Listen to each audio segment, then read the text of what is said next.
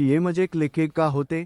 जर तुमच्या टीएमजे मधून क्लिकेक किंवा पॉपिंग आवाज येत असेल तर हा व्हिडिओ तुमच्यासाठी खूप महत्त्वाचा आहे।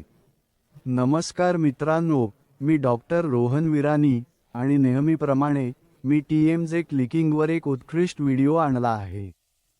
हा संपूर्ण व्हिडिओ टीएमजे क्लिकेक का होते आणि तुम्ही ते कसे टाळू शकता हे स्पष्ट करेल। आणि जर तुम्हाला आधीच क्लिकिंगचा अनुभव येत असेल तर क्लिकेक आवाज पूर्णपणे काढून टाकण्यासाठी तुम्ही कोणते घरगुती उपाय करू शकता। जर तरीही ते सुधारले नाही तर दंतचिकित्सक क्लिकेक आवाज थांबवण्यासाठी काय करू शकतो? व्हिडिओ थोडा लांब असेल, परंतु जर तुम्ही शेवटपर्यंत पाहिलात तर तुम्हाला टीएमजे क्लिकिंगबद्दल संपूर्ण माहिती मिळेल त्याच्या कारणांसह।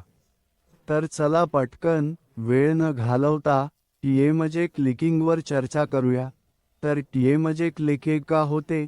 मित्रांनो, ज्यांना माहीत नाही, आमचा खालचा जबडा ज्याला मॅन्डिबल म्हणतात त्याला एक कंडाईल असतो जो आर्टिक्युलर डिस्कवर फिरतो, जो वरचा कवटी आहे। तो गोलाकार हालचालीत फिरतो। या दोन सांध्यांमध्ये एक नैसर्गिक कुशन असतो ज्याला टीएमजे डिस्क म्हणतात।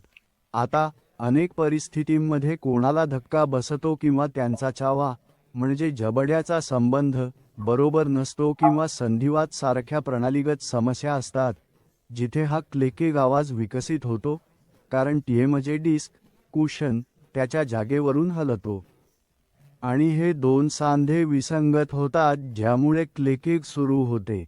अनेक रुग्णांना तोंड उघडण्यात अडचण येते, स्नायूंचा ताण आणि वेदना क्लिकिंगसह येतात। प्रत्येकजण टीएम सांध्याच्या समस्यांना जाणवू शकतो।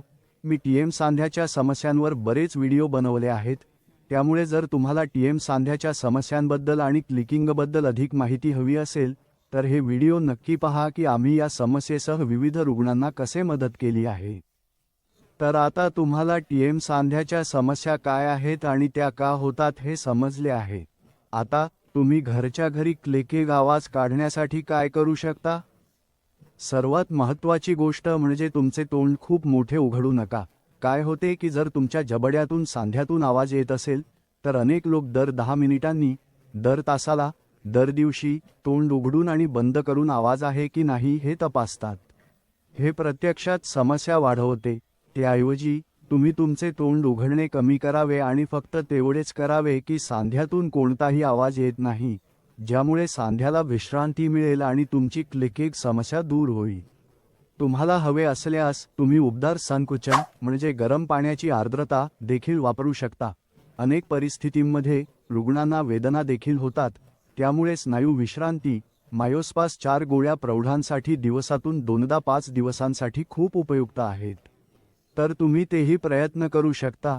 टीएम सांध्याच्या समस्यांसह अनेक रुग्णांना लक्षात ठेवणे आवश्यक आहे की जर तुम्हाला तुमचे तोंड मोठे उघडायचे असेल तर तुमच्या हाताला खाली आधार द्या। हे 10 ते 15 दिवस करा आणि एकदा तुम्ही हे केले की तुम्ही टीएम सांध्याचे व्यायाम सुरू करू शकता। मी टीएम सांध्याच्या व्यायामावर एक संपूर्ण व्हिडिओ बनवला आहे, ते नक्की पहा आणि ते व्यायाम 1 महिना करा आणि तुमचा टीएम सांधा मजबूत होईल आणि क्लिकेक समस्या दूर होईल। तर समजा तुम्ही टीएम सांध्याचे व्यायाम केले आणि विश्रांती घेतली आणि तरीही ते सुधारले नाही, मग तुम्हाला दंतचिकित्सकाची मदत घ्यावी लागेल। तुमची तपासणी केल्यानंतर दंतचिकित्सक किंवा टीएम सांध्याचा विशेषज्ञ तुमच्यासाठी एक स्प्लिंट तयार करेल। मित्रांनो, मी अनेक लोकांना पाहिले आहे। एक स्थानिक स्प्लिंट तयार केला जाऊ शकतो जो मऊ असतो आणि त्याला नाईट गार्ड म्हणतात। हे अजिबात काम करणार नाही।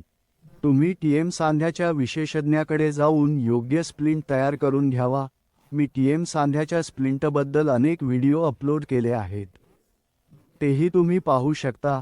योग्य स्प्लिंटची किंमत साधारणतः 15 ते 20 हजार रुपये आहे आणि तुम्हाला 20 ते 25 दिवसांत परिणाम दिसतील। तर मित्रांनो, मला आशा आहे की तुम्हाला या व्हिडिओद्वारे टीएम सांध्याच्या क्लिकिंगबद्दल आवश्यक सर्व माहिती मिळाली आहे।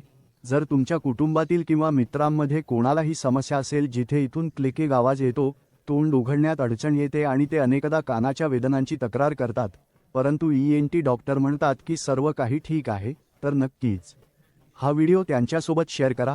जर तुम्ही अजून या चॅनेलची सदस्यता घेतली नसेल तर कृपया करा। आम्ही तुम्हाला अशाच माहितीपूर्ण व्हिडिओ आणत राहू। पुढच्या वेळेपर्यंत खूप खूप धन्यवाद.